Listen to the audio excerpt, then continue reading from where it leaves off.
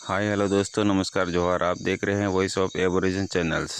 उदयपुर जिले में भारत आदिवासी पार्टी का प्रथम वर्षगांठ स्थापना दिवस समारोह का कार्यक्रम रखा गया, जिसमें बांसवाड़ा डूंगरपुर सांसद महोदय राजकुमार जी रौत ने क्या कहा, सुनिए विस्तार से। उत्तर प्रदेश, जय संविधान, जय भारत आदिवासी पार्टी। आज भारत आदिवासी पार्टी का प्रथम वर्षगांठ आज ही के दिन बिल प्रदेश की धरती पे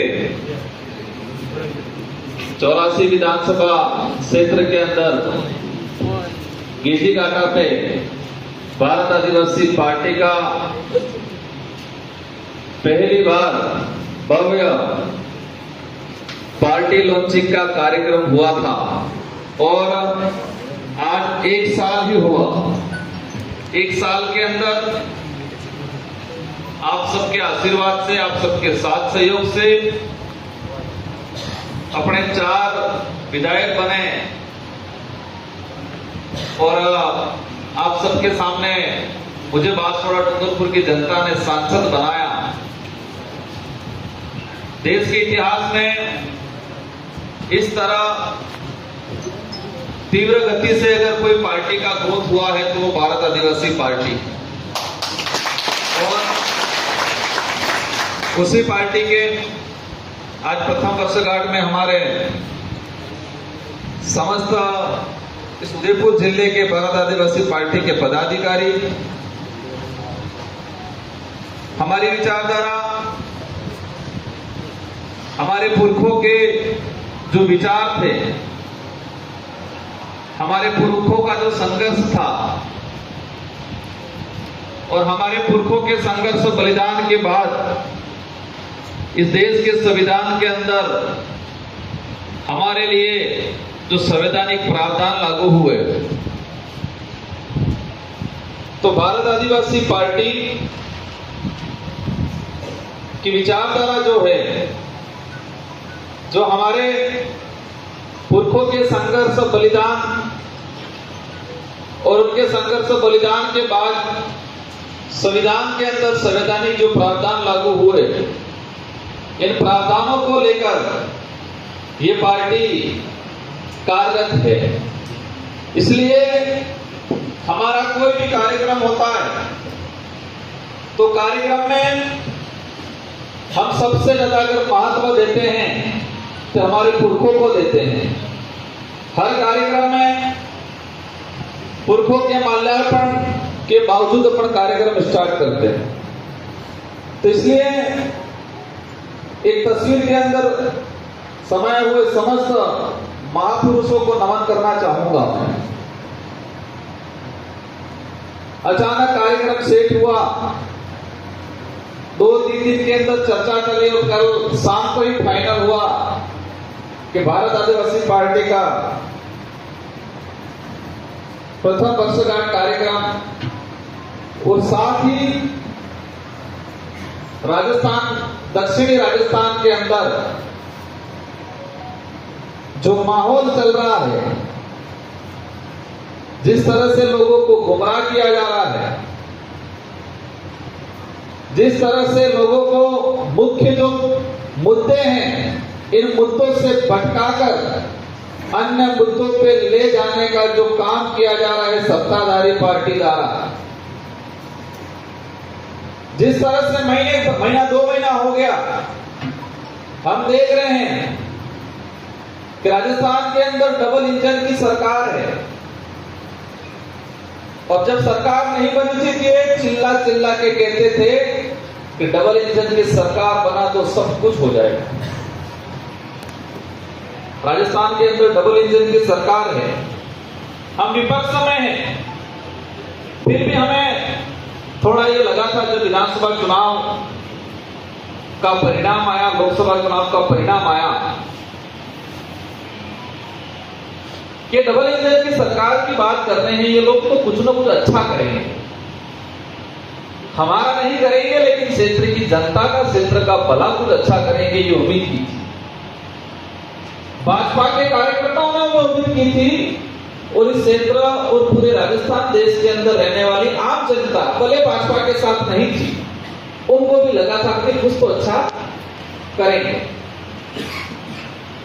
लेकिन जिस तरह से पूरे देश के अंदर वर्तमान में माहौल बना हुआ और विशेषकर हमारा आदिवासी बाहुल्य क्षेत्र में जो माहौल बनाया गया है, जिस तरह से झूठ परोसा गया है बीजेपी के आईटी सेल और बीजेपी के इशारों पे चलने वाले प्रिंट मीडिया, इलेक्ट्रॉनिक मीडिया द्वारा जिस तरह से जनता को झूठा जो मानसिक पोषण परोसा जा रहा है, सुबह शाम मानसिक पोषण, एक पेट भरने का पोषण होता है और एक दिमाग में अच्छी और बुरी बातें करने का पोषण।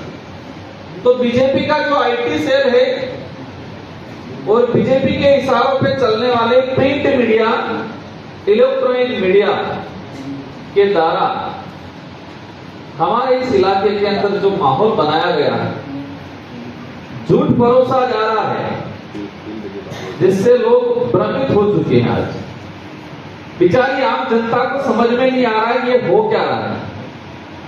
शाम को कुछ और बात मिलती है, सुबह कुछ और बात मिलती है, दोपहर में कुछ और बात मिलती है। जब भी मोबाइल खोलते हैं या न्यूज़पेपर खोलते हैं तो वास्तविकता से परे चीजें जिसका हमारे जीवन में हमारे आने वाली पीढ़ी से कोई मतलब नहीं है, ऐसी चीजों को परोसने का काम किया जा रहा है। आज हमारा कार्यक्रम जो है, मेरी इच्छा हुई थी, उदयपुर वाले हमेशा चिल्लाते थे कि राजकुमार जी उदयपुर आते नहीं हो, आप आते नहीं हो। तो मेरी इच्छा हुई थी, मैंने राष्ट्रपति जी को कहा कि मेरा नाम उदयपुर के लिए लिख देना, मैं उदयपुर जाऊंगा। और कम समय के अंदर, बहुत कम समय के अंदर, कल की रात की बात है और एक रात में ही आप इतने सारे एकत्रित हो गए, उसके लिए आप सबको तहे दिल से धन्यवाद देना चाहूंगा। भारत आदिवासी पार्टी की जिला कार्यकारिणी, समस्त ब्लॉक कार्यकारिणी, सामाजिक विंग के पदाधिकारी और हमारे माइनॉरिटी भाई, एससी समुदाय के भाई, ओबीसी के भाई, आप सभी को तहे दिल से धन्यवाद देना चाहूंगा। इस पार्टी का जब गठन हुआ, गठन होने से पहले के कुछ इतिहास है। इससे पहले कि हम विधायक बने बीटीपी के बैनर तले, कोई भी पार्टी होती है, पार्टी एक शरीर के रूप में होता है और विचारधारा जीव के रूप में होता है। पार्टी एक शरीर के रूप में होता है और विचारधारा एक जीव के रूप में होता है। और जिस शरीर में अगर जीव नहीं रहे तो वो शरीर किसी काम का होता है? हम सब जिंदा है, आज हम सब इंसान हैं, हमारा एक शरीर है और एक आत्मा या जीव कहे, वो कहीं नजर नहीं आ रहा है। लेकिन अगर वो जीव नहीं रहेगा, वो आत्मा नहीं रहेगी, तो ये शरीर किसी काम आएगा? तो वही संगठन में होता है।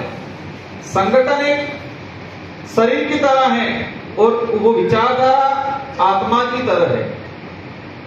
तो बीटीपी को अपना लोग लाए थे यहाँ, तो बीटीपी एक शरीर के रूप में था और आदिवासी परिवार के द्वारा निर्मित एक विचारधारा थी जो आत्मा के रूप में, एक जीव के रूप में थी।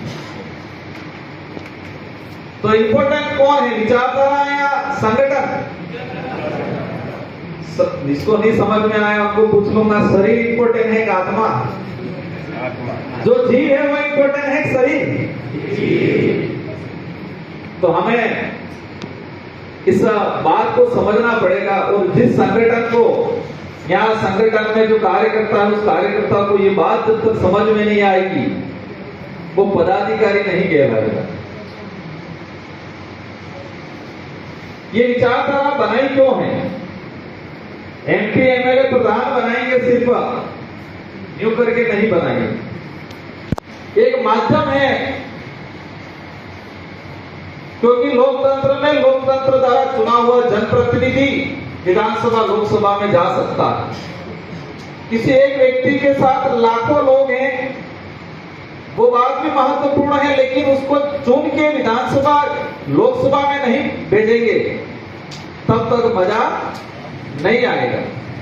क्योंकि संवैधानिक पद है, हमारे देश की एक व्यवस्था है, इसलिए जरूरत पड़ी कि हमें पार्टी लाके, क्योंकि हमारे पे ऐसे ऐसे झूठे आरोप लगाए जाते हैं। कई विशेषज्ञ कहते हैं कि अगर कोई झूठ है, उस झूठ को जोर से और कई बार परोसने को सच हो जाता है, और भाजपा इसी फॉर्मूले पे चलती है। झूठ को बार बार परोसती है, झूठ को जोर जोर से परोसते हैं ये लोग, तो आम जनता बेचारी क्या मान लेती है? सही मान लेती है। आज कार्यक्रम इसलिए हमारा दूसरा जो विषय है, हमारे दरियावत विधायक थावरचंद भाई पे जो एक हमला की तरह हुआ, उनके स्टाफ के साथ मारपीट हुई। मारपीट अपन भी कर सकते हैं, लेकिन हमारी विचारधारा वो सिखाती नहीं है।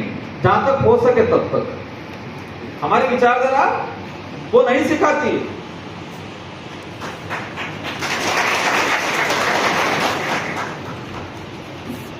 पहला बिंदु, ये शुरुआत कहां से हुई? एक ऑडियो वायरल हो रहा है आज लगभग हो गए 10-15 दिन से। एक भाजपा का नेता बोल रहा है, भाजपा का कार्यकर्ता उस नेता को कह रहा है कि हमारे इलाके में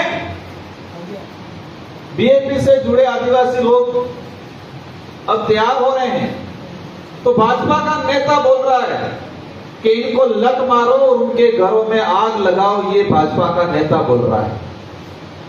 ये राष्ट्रवादी है या आतंकवादी है? आतंकवादी।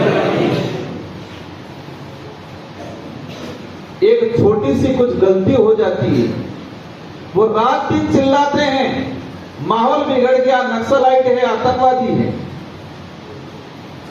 और एक भाजपा का नेता उस वीडियो को लाखों लोगों ने सोशल मीडिया पे वायरल किया है,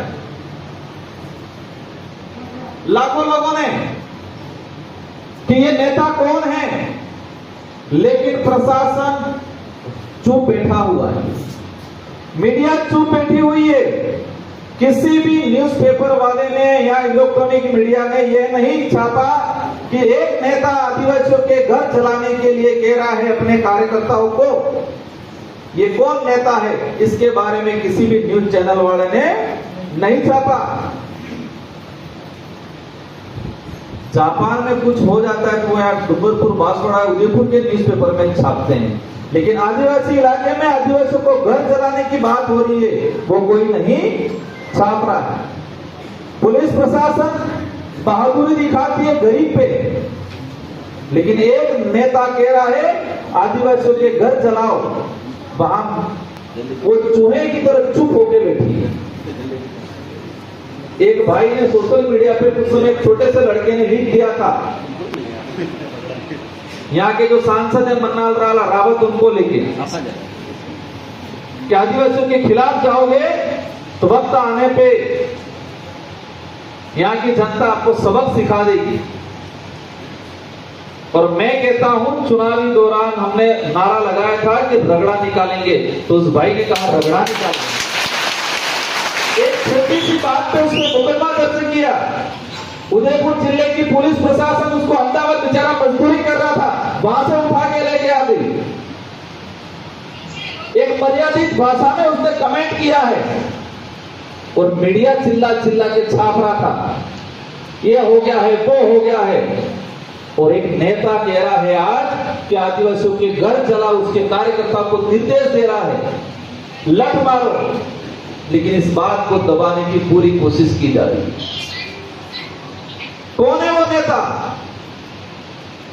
सुनने में आ रहा है मन्नालाल रावत जो है ये कह रहे, सही बात है? सही बात है। एक आधा मुकदमा अपन पे फिर होगा, वही होगा क्या होगा? ये सच्चाई है। को लेके आज तो शुरुआत है। हम नहीं चाहते हैं कि इस इलाके में कोई माहौल खराब हो। हम चाहते हैं शांति बनी रहे। पुलिस प्रशासन की जिम्मेदारी है उस ऑडियो जो रिकॉर्डिंग वायरल हो रहा है उसका सत्यापन करे और मुकदमा दर्ज करे, क्योंकि उसी की वजह से उसने उकसाए थे और उन्हीं उकसाने की वजह से दरियावत के अंदर हमारे विधायक पे हमला करने की कोशिश की, उन्हीं की वजह से। और देश में माहौल बना रखा है। जो सच्चाई की बात करता है, हकीकत की बात करता है, संवैधानिक आधार की बात करता है, जो विकास की बात करता है, जो शिक्षा की बात करता है, उसको क्या कहते हैं? देशद्रोही। और भाजपा के हाँ में हाँ मिलाए, भाजपा के हाँ में हाँ मिलाए वो देश हितैषी, देशभक्त माना गया। पूरे उदयपुर संभाग और बांसवाड़ा संभाग में मैंने एक बात देखी, कोई भी अधिकारी, भले वो आदिवासी हो या एससी हो या किसी भी जात का हो, कोई भी अधिकारी अगर शिक्षा की बात कर लेता है, कोई भी अधिकारी गरीब के भलाई की बात कर लेता है, तो उसको क्या कह रहे हैं ये लोग? ये तो बाप पाड़ा है कह रहे। एक माहौल बना हुआ है। कोई भी अधिकारी, बीच में एक अन्य समुदाय का अधिकारी मुझे बोल के गया कि साहब मैं स्कूलों में जाके शिक्षा को क्षेत्र में क्रांति लाने की बात कर रहा हूं, मोटिवेशन कर रहा हूं, तो मेरे पे ये कह रहे तुम तो बाप पाड़े की तरह लग रहे हो। और हमारे डूंगरपुर, बांसवाड़ा या उदयपुर आसपास भी जो भी आदिवासी समुदाय का अधिकारी है, वो किसी भी डिपार्टमेंट का हो, लेकिन उस अधिकारी ने समाज के हित की बात कर ली, उस पर सीधा बीजेपी का ठप्पा लगाया जा रहा है। इससे ये बात क्लियर होगी कि दूसरी पार्टी में रहने वाला आदमी आदिवासी समाज के हित की बात नहीं करता है, और दूसरी पार्टी में रह के भी आदिवासी समाज के हित की बात कर ली, अधिकारों की बात कर ली, तो उनको क्या लग रहा है? ये तो बीएपी वाला हो गया है। इससे निचोड़ क्या निकल रहा है? इससे यह स्पष्ट हो रहा है कि बीएपी से जुड़ा हुआ आदमी ही आदिवासी समुदाय या इस क्षेत्र के आम जन गरीब के हित की बात कर रहा है। इन शब्दों को समझना पड़ेगा। ये जो लड़ाई है हमारे, मैं भी माला पहना रहे थे, मेरा सौभाग्य है कि मुझे 84 की जनता ने 2 बार विधायक बनाया, वो भी बैंकर वोटों से, छोटे मोटे वोटों से नहीं, बैंकर वोटों से। और बांसवाड़ा की जनता ने मुझे सांसद बनाया, वो भी जोरदार वोटों से। तो मैं कोई तोप नहीं हूं, मैं साधारण सा आदमी हूं, साधारण सा इंसान हूं। बस ये कि आम जनता के लिए भलाई का सोचता हूं, उसी का परिणाम मुझे मिलता है, ऐसा लग रहा है। तो यहाँ के जो नेता हैं अपने विचारधारा के, पार्टी वाले, वो भी थोड़ा सोच ले। जनता ब्रीफ करती है, देखती है कि कौन दिखावा कर रहा है, कौन सच में काम कर रहा है।